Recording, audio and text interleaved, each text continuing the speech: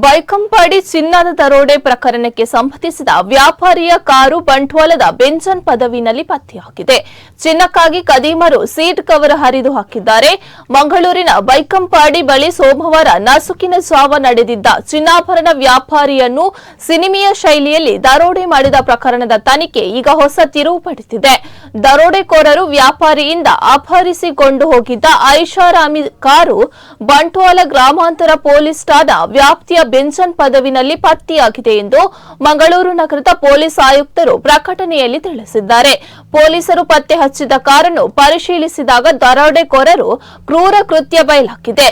ವ್ಯಾಪಾರಿ ಕಾರಿನ ಗುಪ್ತ ಜಾಗದಲ್ಲಿ ಎಲ್ಲಾದರೂ ಚಿನ್ನ ಅಡಗಿಸಿರಬಹುದು ಎಂಬ ಶಂಕೆಯಿಂದ ದರೋಡೆಕೋರರು ಕಾರಿನ ಇಡೀ ಸೀಟ್ ಕವರ್ಗಳನ್ನು ಹರಿದು ಹಾಕಿ ಸಂಪೂರ್ಣವಾಗಿ ಶೋಧ ನಡೆಸಿ ಧ್ವಂಸಗೊಳಿಸಿದ್ದಾರೆ.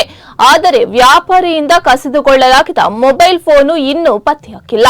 ಕೃತ್ಯದ ಬಳಿಕ ಮೊಬೈಲ್ ಸ್ವಿಚ್ ಆಫ್ ಆಗಿರುವುದರಿಂದ ಆರೋಪಿಗಳು ಅದನ್ನು ಎಲ್ಲಾದರೂ ಎಸೆದಿರುವ ಅಥವಾ ನಾಶಪಡಿಸಿರುವ ಸಾಧ್ಯತೆ ಇದೆ. ಸದ್ಯ ಪೊಲೀಸರು ಮೊಬೈಲ್ ಟವರ್ ಡಂಪ್ ತಂತ್ರಜ್ಞಾನದ ಮೂಲಕ ಆರೋಪಿಗಳ ಜಾಡು ಹಿಡಿಯುತ್ತಿದ್ದಾರೆ.